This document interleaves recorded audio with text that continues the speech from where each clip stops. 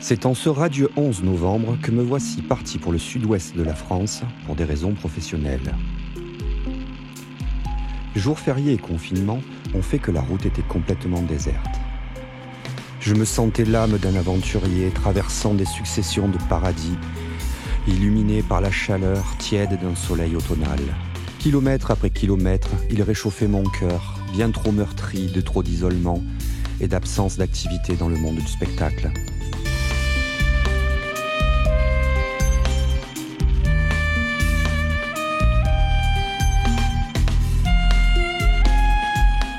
Le GPS m'indiquait un petit peu plus de 5 heures de route. Mais comme je n'étais pas pressé, j'ai pris mon temps. Le temps de flâner, le temps de visiter, le temps de profiter de la douceur de la météo. En somme, j'ai pris le temps de vivre.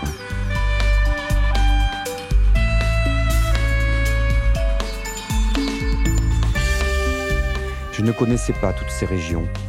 Aussi, je me suis usé les rétines devant ces paysages grandioses et devant ces couleurs chatoyantes.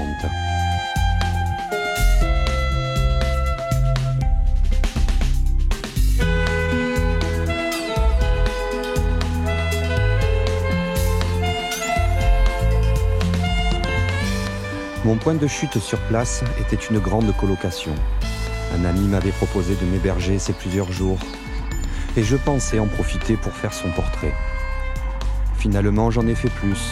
J'ai rencontré des gens tellement passionnés que je ne peux pas résister à l'envie de vous les présenter.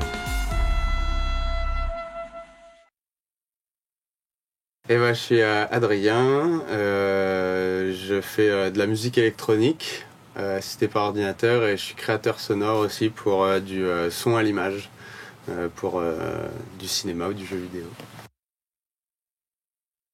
Je m'appelle Théo Guicheron-Lopez et je suis plasticien et je travaille notamment la sculpture,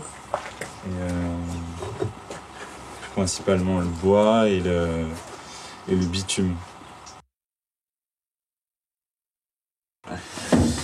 Alors mon activité est assez polyvalente dans le métier du bois, mais en principal je fais de la restauration d'objets d'art. Donc la restauration d'objets d'art, en année, ça va aller là sur les boulots que j'ai déjà eu, du 15e siècle au 20e, on va dire. Même si en général le 20e, j'essaie de pas trop bosser dessus. C'est pas assez vieux ? C'est pas que c'est pas assez vieux, mais c'est que clairement c'est pas ma cam, mais c'est plus les mêmes méthodes de travail qu'à l'époque. Donc moi avec les anciennes méthodes, donc c'est surtout ça que je préconise moi dans mon travail, c'est les anciennes méthodes de travail. Donc le vernis à l'ancienne, les remplis à l'ancienne, les teintes à l'ancienne avec des pigments, tout ça. Peut-être aussi des bouchages au blanc de meudon, tout ça, mais ça, j'avoue que je n'y suis plus. Ça peut être des sculptures en ivoire, des sculptures en bois, que ce soit du bois précieux ou même du bois de pays de France. Et voilà, globalement, c'est mon activité. En ce moment, je travaille une série de cartes dans des racines de buis, qui est un bois qui symbolise l'éternité notamment.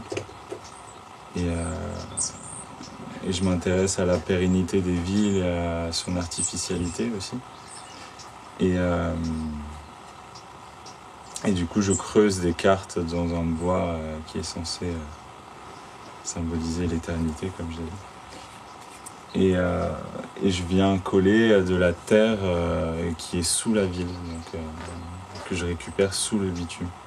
Donc des terres c'est pas vraiment de la terre, c'est des terres de terrassement, mais symboliquement, c'est la terre qui a été recouverte par la ville, quoi.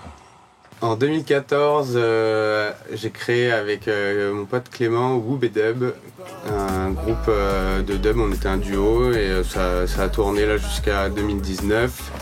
Et maintenant, j'ai un autre projet, enfin c'est un projet plus perso du coup, où c'est toujours de l'électro-dub et je suis en mode solo. Alors c'est le projet OBDub. Le projet OBDub qui date déjà depuis... Ouais, c'est un projet, c'est le nom que je me suis trouvé quand j'ai commencé à publier mes premières musiques sur Internet. Et ça remonte à 2011. Wow. Ça va bientôt faire 10 ans. Oui. Ça c'est chouette. Et du coup voilà, ce projet je l'ai depuis longtemps, c'est le projet qui me permet de voilà, partager mes délires musicaux et il y a beaucoup de dub mais pas que, il y a eu tous mes délires et mes expériences de ces 10 dernières années.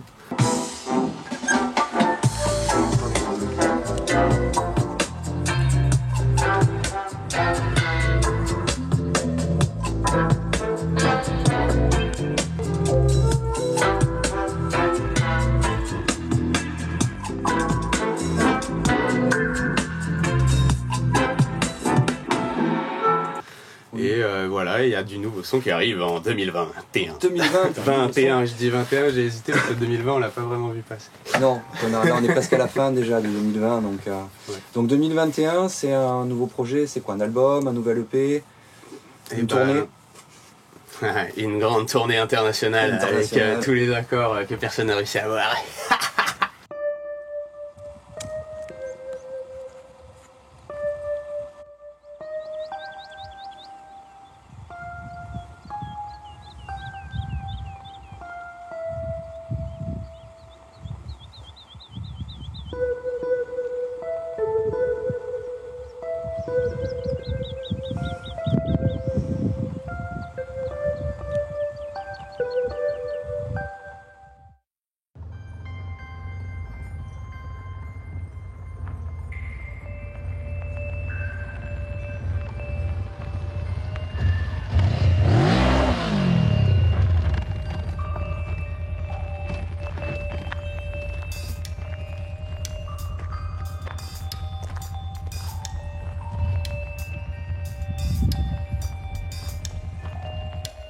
Je pense que c'est cool là.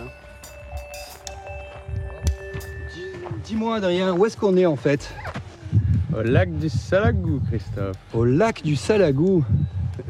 Et qu'est-ce qu'il y a de particulier ici? Eh bien, la terre est très rouge. Ouais, pleine d'ocre.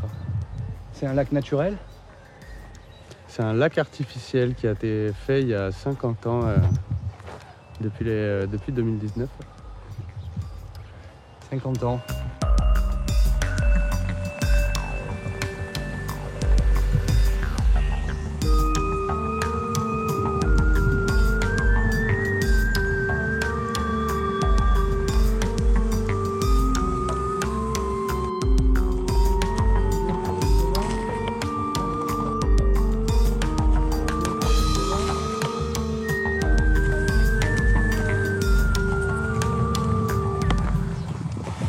Avec texture salade.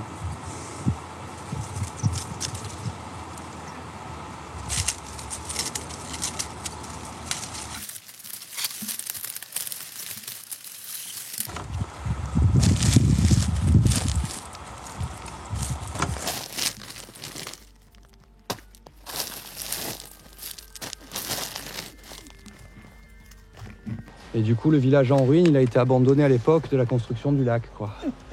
Et oui, c'est ça. La commune a demandé aux habitants d'évacuer le village, car ils avaient peur que tout soit enseveli, mais au final, tout n'a pas été enseveli par le lac. Inondé, quoi. Oui. C'est un chouette coin, hein. Très chouette.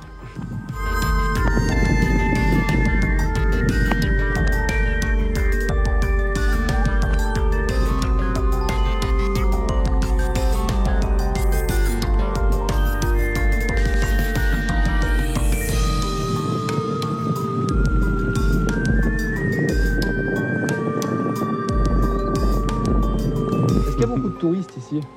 Énormément. Ah ouais? Ils viennent un peu partout, ouais. Ah.